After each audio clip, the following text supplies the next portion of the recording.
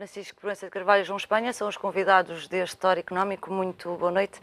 João, começava por ti. O porta-voz do governo grego disse que não há opção, ou seja, estas medidas que os credores impuseram foram aceitas porque a alternativa era pior. A vaga da austeridade, feitas as contas, é mais ou menos a mesma que em 2010 e que destruiu grande parte da economia grega. Pior. E por isso pergunto, para que é que serviram estes últimos 5 meses, então? Para vender papel, entre outras coisas, para desassossegar o povo grego, para fazer com que a recuperação que se estava a assistir tenha, de certa forma, paralisado, embora a recuperação, no caso grego, fosse tímida. Mas o que é facto é que, ainda a semana passada, falávamos aqui do cruzamento entre o Dr. Mário Soares e a Sra. Margaret Thatcher e das políticas TINA, e de facto o que o Sr. Tsipras vem dizer é que there is no alternative. Portanto, temos que aceitar aquilo que os credores nos impõem, porque quando não há dinheiro, não podemos fazer determinado tipo de coisas. E, portanto, toda a retórica agressiva e, enfim, independentista ou patriótica, ou aquilo que se lhe quiser chamar, com que o Syriza foi eleito na Grécia, acaba por se revelar, enfim, uma mão cheia de nada e outra de coisa nenhuma, porque na hora da verdade, enfim, como alguém glosava, não se pode ter crianças na sala, têm que ser os crescidos a resolver. João, mas uma coisa é dizer, muito bem, nós aceitamos as regras, já não é a primeira vez que vemos um governo grego a aceitar medidas que são duras, recordo, por exemplo, o governo de Samaras. Outra coisa completamente diferente é, de facto, implementá-las, e aquilo que vimos nos últimos anos é que, apesar de ter havido, sim, medidas muito duras, muitas não foram implementadas. Ainda está em causa cumprir as medidas, ou estamos só a falar de capitular publicamente a medidas novas? Vai estar sempre em causa. Se bem que diria que, no caso do Syriza, o facto de haver uma capitulação formal no sentido de ter que aceitar aquilo que, na perspectiva do Syriza, era inaceitável antes das eleições, acabará por ser um grave problema no domínio da política interna. E pelo menos, hoje a imprensa falava bastante das dificuldades que Tsipras terá, provavelmente, em fazer passar no Parlamento aquilo que irá aceitar na Europa e da cisão que isso poderá provocar e, portanto, eu diria que provavelmente o que vamos ter é uma certa depuração do Syriza entre enfim, as pessoas razoáveis e as pessoas menos razoáveis. O que isso significará, muito provavelmente, que a breve trecho o Syriza sairá do poder e vamos back to business as usual. Mas também convém recordar aqui algumas coisas. O Tsipras, embora num quadrante político completamente distinto e 4 anos depois, faz-me lembrar um político com sucesso na nossa praça, que também dizia que nunca cortaria pensões, nunca cortaria salários, que aquilo que estava plasmado no PEC 4 era inaceitável e que, portanto, teríamos que ir para eleições, etc. E que disse à filha de um trabalhador que nunca cortaria o subsídio de férias ao pai. Pois, isso se calhar é mito urbano, não tenho a certeza. E, de facto, não vejo aqui, em verdade, nada de novo. O que vejo é, mais uma vez, um choque frontal com a realidade, que, como de costume, é uma grande maçada. Francisco, do lado dos credores, há aqui um acenar com uma possibilidade de haircut da dívida no âmbito de um terceiro programa de resgate. Esta será, aparentemente, a cedência da Europa. O que é que fica como lições a tirar dos países que foram efetivamente intervencionados e mais cumpridores, os bons alunos, por mais que essa expressão irrite alguns? Eu acho que a lição a retirar disto é que não convém destoar muito daquilo que é o paradigma europeu, seja ele bom ou mau. Principalmente aqueles países que não têm peso. E os países que não têm peso, uns decidiram ser ultra bons alunos, como é o caso de Portugal, nem sequer quiseram saber em juntar-se, por exemplo, a Itália e a Espanha numa perspectiva diferente para a Europa. Outros, a Irlanda, à boa maneira anglo-saxónica, fez o seu caminho, seguiu, já está noutra, qualquer dia estará provavelmente noutra crise.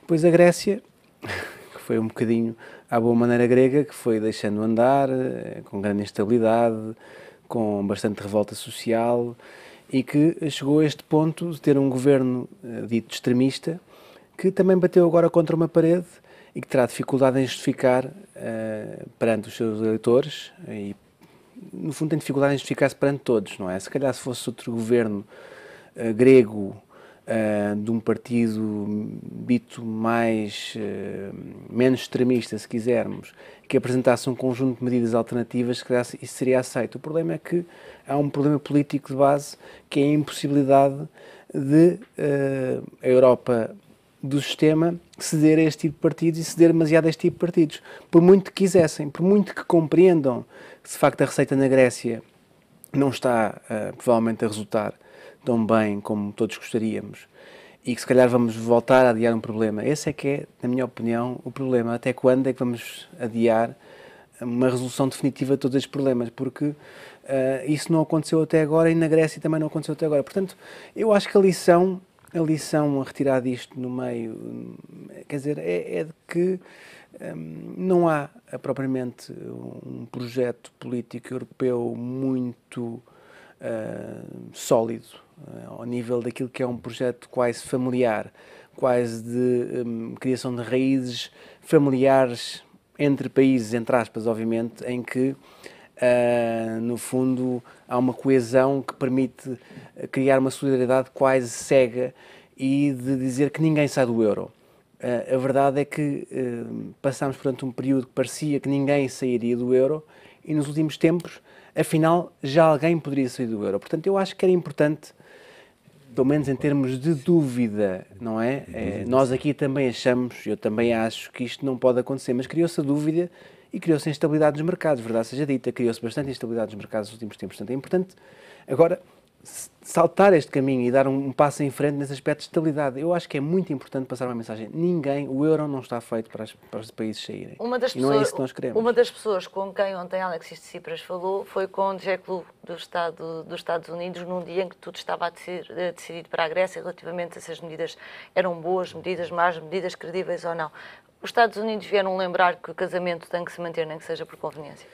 Bom, se há coisa que eu, de facto, nesse aspecto até tenho que dar algum elogio ao governo grego enfim, de uma forma um bocadinho de plástico, é a forma diplomática como se moveu nos últimos tempos.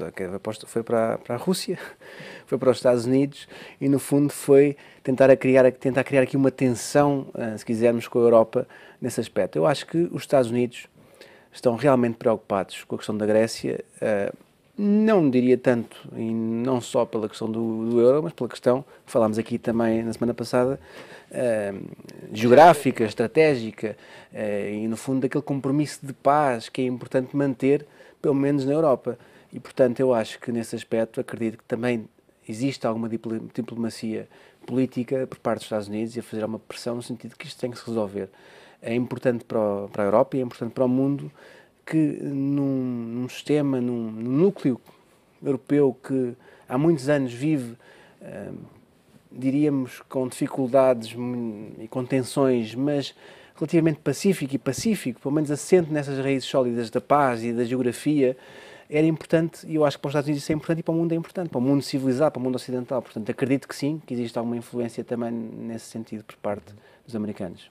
João, vamos ter uma Grécia que eventualmente vai continuar a receber dinheiro como tem recebido através do Banco Central Europeu e também dos parceiros europeus, mas quando pensamos daqui a 10 anos, provavelmente o investimento privado não está de volta, a confiança no Estado grego como um destino de investimento por parte de grandes empresas também ainda não está restabelecida, a confiança dos mercados também não. Vamos ser um país que se vai ficar na cauda da Europa por muito mais tempo, ou seja, duas realidades completamente diferentes, uma Europa desenvolvida e uma Grécia que vai parecer mais um país tipo Rússia, Albânia, por aí. Não, eu aliás, estavas a fazer a descrição e eu estava, onde está a Grécia podia estar Portugal, não há grande diferença aí. Não parecerá alguma, não? Não me parece, porque, enfim, há aqui um equívoco de base que eu penso que é importante corrigir. É certo que Portugal teve muito melhor comportamento no que diz respeito ao cumprimento das metas acordadas com os credores, mas também é verdade que o contágio, enfim, o caminho negro que estávamos a seguir em termos de mercados financeiros foi travado por outra razão, ou não por outra razão, que não fosse a intervenção do BCE. E, portanto, eu lamento, mas não dou esse mérito ao governo do Dr. Passos Coelho, dou o mérito a uma instituição europeia não eleita, reitero, mas o que é facto é que Se não fosse a intervenção do Sr. Mário Draghi, Portugal, por si só e pelos méritos da sua governação, não tinha criado as condições para que os juros baixassem, o crescimento voltasse, o investimento, enfim, ganhasse no fôlego, etc. Mas as compras de dívida também aconteceram no caso grego por parte do Banco Central Europeu. Não é mercado primário, mas é mercado secundário. Quem destrói a credibilidade da Grécia é justamente a eleição do Syriza. E, portanto, o problema é, em certo sentido, político, mas não no bom sentido de que as boas políticas resolvem os problemas, ao contrário, as más políticas agravam os problemas ou criam os problemas. Porque a Grécia, em bom rigor, no que diz respeito aos mercados financeiros, não tinha um problema até o Tsipras, até o senhor Tsipras, peço desculpa, chegar ao poder. E, portanto, eu diria que a grande questão aqui está, parece-me, há de facto uma Europa a duas velocidades, sempre houve, e agora isso nota-se mais. E infelizmente nós estamos no grupo da velocidade mais lenta com a Grécia, porque, insisto, também em Portugal o investimento não cresce, a economia não desenvolve, isto vive um bocadinho de coisas, como dizer, pouco sólidas. Basta ver que crescemos imenso nas nossas exportações, mas sempre que a refinaria da Galp em Sines para manutenção, as exportações vão por aí abaixo e o preço do petróleo baixou, Angola parou de comprar, linha de crédito de emergência para as empresas que algumas delas têm 100% das exportações para Angola. Isto não é, obviamente, saudável. E continua a ser um destino perigoso para as empresas trazerem o seu investimento. Portanto, o que nos coloca aqui, e eu há bocado estive tentado a interromper o Francisco, porque o discurso dele ia no sentido de que estamos a adiar um problema, se bem me recordo, e vamos ter uma capitulação formal e depois vamos ter um problema de implementação. Isto é, e no fundo, a tua pergunta, como é que a Grécia vai estar daqui a 10 anos se ela própria não consegue resolver os seus problemas? E eu pergunto, como é que vai estar Portugal daqui a 10 anos se nós próprios também não conseguimos resolver os nossos problemas?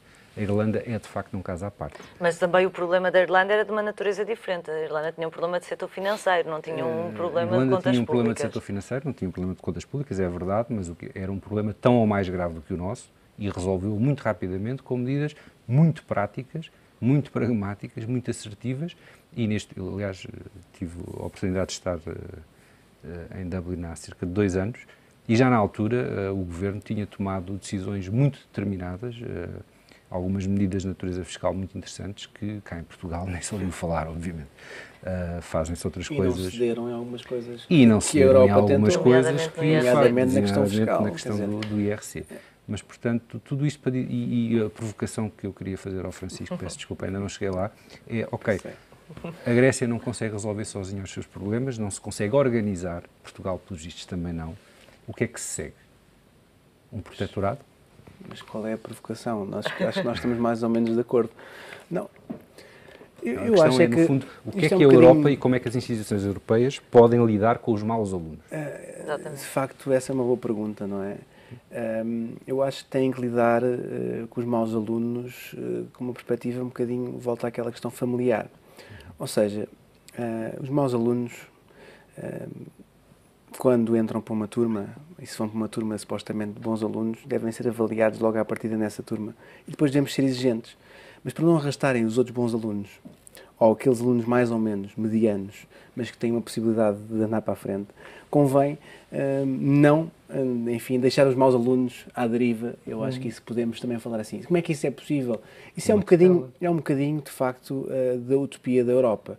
Se nós tivermos uma Europa puramente, enfim, de números e de economia, enfim, a Europa não tem qualquer possibilidade de sobreviver. Se deixar de ser um projeto político, se passar a ser um projeto exclusivamente enfim, de ajuda e de financiamento, e dá cá o financiamento, e paga-me X e paga-me Y. Mas onde é que fica a dimensão racional, então, num país que seja um mau aluno como é a Grécia? Não é a dimensão racional. Eu acho que a exigência se deve ter e se deve, enfim, isto é tudo muito diplomacia, muito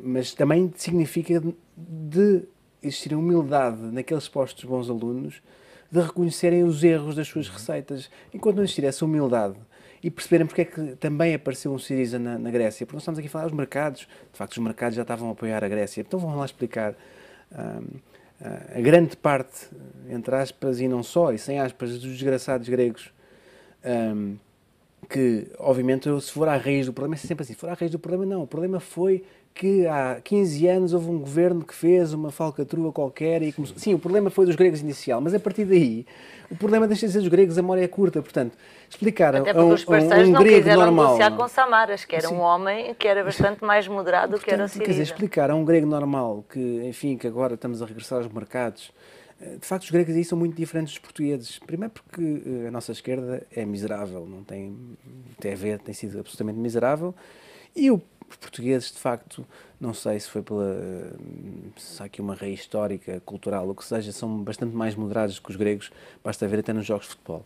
Portanto, é preciso compreender essas vicissitudes e, além disso, é preciso criar na Europa um espírito não de uma espécie de espírito mesquinho e vingativo, quer dizer, isto tem que ser um projeto comum de crescimento económico e generalizado. Portanto, não há outra hipótese da Europa sobreviver que não seja assim. E se me dizem assim, isto é utópico, porque isto o que interessa é a relação credor-devedor e esta permanente tensão, o ministro Schäuble, que tem aqueles discursos muito pouco políticos, e, enfim, uma Europa dominada exclusivamente por ministros das finanças, não é possível existir um projeto europeu assim. Por muito que isto seja pragmático e realista, não existe, ou seja, não é possível. Tem que existir ambição, tem que existir ilusão até de que isto pode ser um projeto de desenvolvimento económico e não podemos passar mais 5, mais 10 anos a discutir estas coisas, porque é assim, faz parte da vida dos países. Mas chegámos aqui e se calhar há algum pragmatismo exagerado nos números, porque de alguma forma a política falhou. Se pensarmos na questão socialista, a primeira grande esperança era Hollande. Depois Hollande já não servia e a esperança foi o Syriza inicialmente e agora, pelo resultado, também não serviu. Como é que foi um problema de falta de protagonistas que conseguissem protagonizar uma terceira via? Não, porque a Europa é a Alemanha. Neste final. Neste momento há duas Alemanhas neste momento também. A Europa é a Alemanha da Sra. Merkel. Já foi a Alemanha de Helmut Kohl. Já foi, quer dizer, já existiram pessoas que tiveram outro tipo de visão e já foi os abusos dessas pessoas que nos levaram a esta crise financeira. Quer dizer, é assim em todo o mundo. Nos Estados Unidos também seguiram caminhos de gastos enfim, só que são um país, não é? Portanto, essa é a diferença. E a Europa não se pode querer, às vezes, comportar como um país e depois, quando a coisa aperta, já não somos um país, já somos um conjunto de contribuintes de diferentes Estados e, portanto, temos que respeitar esses contribuintes, que é um bocadinho a conversa do nosso governo português. Tudo isso, se quisermos, do ponto de vista dos princípios económicos, do ponto de vista daquela direita portuguesa, que é muito assim hoje em dia, que é muito, não, temos que cumprir os compromissos com os credores. E depois, mas quem são os nossos credores? Quem são os credores da Grécia? Os credores da Grécia, em grande parte, é a União Europeia, portanto, é o que eu digo. São os irmãos. Quer dizer, as dívidas perante irmãos e perante pais não é a mesma coisa que uma dívida perante um terceiro qualquer. Isto eu digo isto em termos simbólicos, em termos de percebermos o que é a Europa. Portanto, o problema desta Europa é um bocado assim que foi a Europa da Sra. Merkel, que tem as suas qualidades, que se calhar teve as suas qualidades para a Alemanha, uma visão bastante redutora também, e que não sabemos até que ponto é que será benéfica para a Alemanha. Mas esta Europa também criou déficits muito à conta da Alemanha, muito à conta do incentivo aos déficits, portanto nós não nos podemos esquecer de toda essa história se queremos compreender a realidade como ela é. Portanto, temos que sair disto, temos que sair deste ciclo vicioso. Eu acho que é, e é fundamental que exista discurso político, não pode ser só este discurso político do género, isto é assim porque é assim, e que não há alternativa, nunca há alternativa a absolutamente nada. Pois não, depois a partir daí também é uma abstenção tremenda, aqui, na Grécia há outro tipo de coisas, e noutros países vão acontecer outro tipo de coisas, vão nascer outros movimentos que acabarão por acabar com a Europa se não mudarmos nesse aspecto. Portanto, nesse aspecto sou um bocadinho pessimista. João, por cá, e nacionalizando aqui um bocadinho a questão, justamente a última sondagem mostra um aumento feita pela Católica da abstenção. E depois, quando se vai mais afino, ou apurando aqui a análise mais a fundo naquilo que é esta sondagem, diz qualquer coisa com uma coligação até ultrapassa ligeiramente o Partido Socialista nas intenções de voto, mas, surpresa das surpresas, Pedro Passos Coelho cai imensos pontos naquilo que é a percepção de seriedade dos portugueses face face ao governo, mais até do que António Costa. Os deuses devem estar loucos na política, ou não? Não diria que estejam loucos. Acho que há algumas coisas que justificam isso. Acho que há inabilidades claras por parte do Sr. Passos Coelho, designadamente naquela questão quando ele veio dizer nunca disse a ninguém que para emigrar, etc. Eu acho que há coisas que têm que, quando são ditas, têm que ser assumidas. Como a Ministra das Finanças falou em cortes de pensões também. Quer dizer, pronto, e eu aprendi muito novo, na gafe não se insiste. Quer dizer, portanto, eu disse, está dito, siga. Pretender que não se disse num mundo onde há internet, onde há Google, onde há cache, enfim, isso roça o amadorismo e, portanto, as pessoas não têm a memória assim tão curta, antes pelo contrário. Eu diria que a abstenção penaliza, sobretudo, a inabilidade dos líderes, quer da coligação, quer do Partido Socialista, a inabilidade. E também há algum azar, há que dizê-lo. O Sr. António Costa tem o problema de ter o Sr. Sócrates, o canto alentejano, neste momento encarcerado em Évora, que não o larga e, portanto, há aqui uma série de circunstâncias que não têm nada a ver com os problemas europeus, nem com o Syriza, etc. Têm, sobretudo, a ver com as idiosincrasias da politiquice interna e da pequena política, que faz com que as pessoas, de facto, tenham, por vezes fundadamente, uma má opinião daquilo que é o político português. Mas a Grécia, de alguma forma, ajuda as contas de algum dos lados, favorece a tal cultura do medo, se fazermos de outra maneira, vai-nos acontecer a nós? Isso não é necessariamente assim, e não é necessariamente verdade. Há aqui uma questão, enfim, tem que ser dita, não é a Grécia que não tem lugar na Europa. O Syriza é que não tem lugar na Europa. O Syriza não gosta desta Europa. E as pessoas que constituem o Syriza, como as pessoas que constituem aquela esquerda que o Francisco, com o seu feitio terrivelmente violento, apelou de miserável há bocado, eu não lhe posso dar razão, mas gostava. De todo modo, isto para dizer que essas pessoas não gostam desta Europa. Não gostam desta Europa de burocratas, desta Europa de gente mole, desta Europa sem sangue, desta Europa pacífica, desta Europa que se preocupa com os direitos sociais, estranhamente, desta Europa que, na sua maioria, continua a ser constituída por líderes socialistas e que fundamenta muito da sua política naquilo que é, ora, a social-democracia à nórdica, ora, a doutrina social da Igreja. Portanto, há aqui todo um conjunto de questões que fazem com que o discurso do medo possa efetivamente ser capitalizado pela coligação. E, de facto, aquela colagem inicial do Partido Socialista ao Syriza, um bocadinho empurrado pela comunicação social, teve um efeito desastroso. As palavras foram de António Costa, a internet funciona para os dois lados. Desastroso. E, portanto, eu diria que esse impacto inicial foi muito mau e deixa-o, de certa forma, colado àquilo que é o desempenho do Syriza e, portanto, aquela esperança inicial com que algum Partido Socialista viu a vitória do Syriza acaba por se desfazer num monte de cacos e vai ser difícil reconstruir qualquer coisa a partir desses cacos tão pequenos e tão fragmentados que estão. Francisco, que leitura é que fizeste dessa sondagem? É uma sondagem que vai prolongar este estado até às eleições, ou seja, aquilo que era uma ideia de que o Partido Socialista chegava aqui e ganhava com toda a tranquilidade, nós hoje percebemos que não é, que há muita indecisão, há muito fator externo que vai interferir com o processo eleitoral, desde logo a justiça.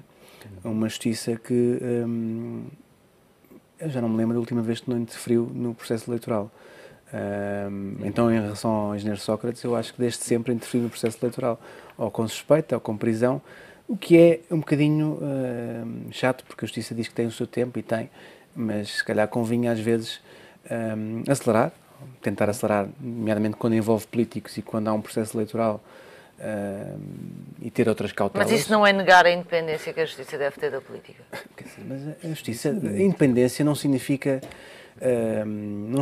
falta de senso, falta de sentido de Estado, falta de sentido patriótico, falta de todos os sentidos que quisermos. Ou seja, independência significa que devem, com toda a objetividade, analisar factos, provas e aplicar o direito. Para mim isso é independência e não se deixar interferir, dizer, não vir um político dizer que tem que ser de determinada maneira. Isso é independência, autonomia, é a justiça normal que deveria funcionar. Portanto, o que não quer dizer que não deva tomar em consideração, como eu acho que já escrevi e já disse, por exemplo, relações internacionais de um Estado português, quando foi a questão de Angola, quando vimos... Enfim, há aqui um sentido de Estado que eu acho que deve ser transversal a todos os órgãos de soberania e a todos aqueles que têm uma influência decisiva neste tipo de coisas. Portanto, a justiça gosta de viver desligada deste mundo. Na minha opinião, não deveria, e pelos vistos não vive, porque também não vale a pena ter ilusões. Eu acho que muitas vezes, não estou a dizer que é o caso, não quero que tirem isso das minhas palavras, porque não sei se é o caso ou deixa de ser. Mas a verdade é que, ao longo do nosso percurso democrático, a justiça, muitas vezes, não faltaram processos políticos. Isso não tenho a menor dúvida de o dizer, porque assisti a alguns. Não estou a dizer que é este o caso, repito, porque não o conheço. Mas isso não é fazer depender do José Sócrates tudo aquilo que podia ser os argumentos de mudança do Partido Socialista? Não, eu acho é o seguinte, eu acho é que o discurso, se quisermos, eleitoral da coligação está definido. É o medo, ou seja, Syriza, não queremos ser o Syriza, aliás, cada vez que Passos Coelho faz uma referência à Grécia, quase que diz, bom, tenho pena por eles, mas felizmente nós não estamos assim, não é? É um bocadinho, depois é perceber porque é que não estamos assim. e depois,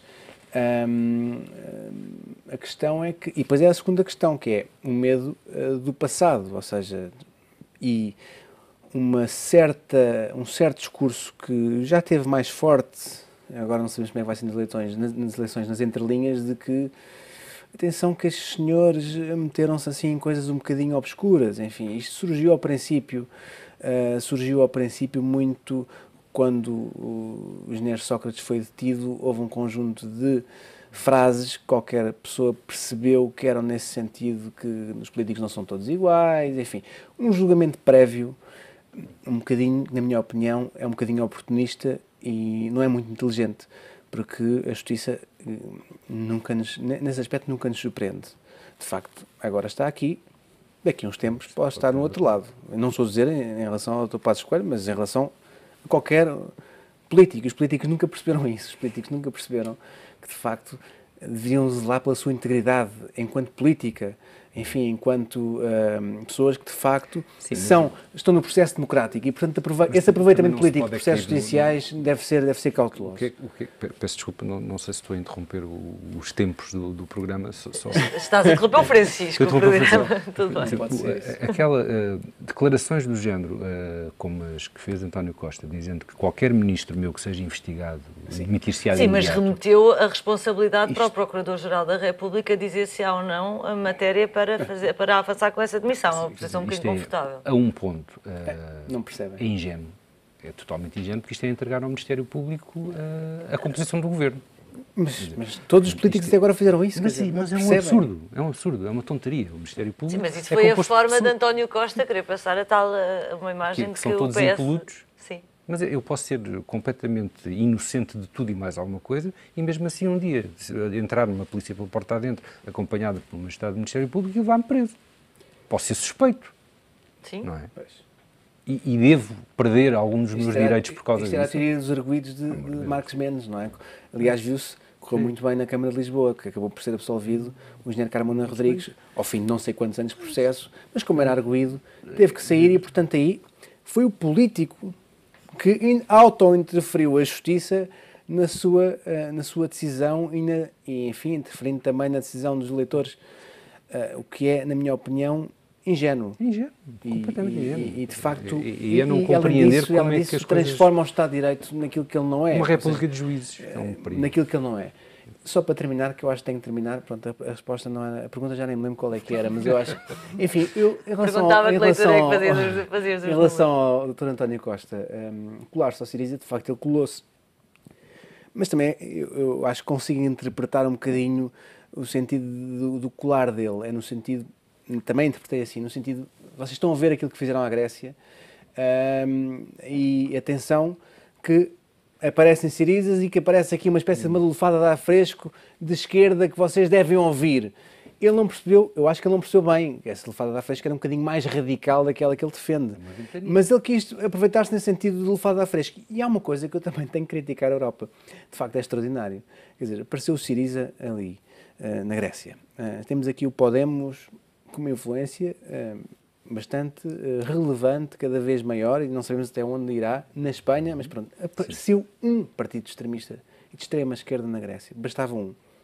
Eu não me recordo de um minuto de reflexão de algum líder europeu sobre o assunto. É como se nada fosse.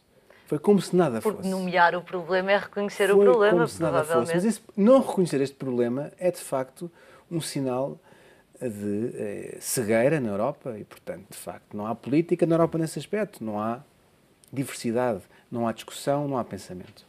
Meus senhores, muito obrigada. João Espanha, Francisco França de Carvalho, comentário no Hora Económico.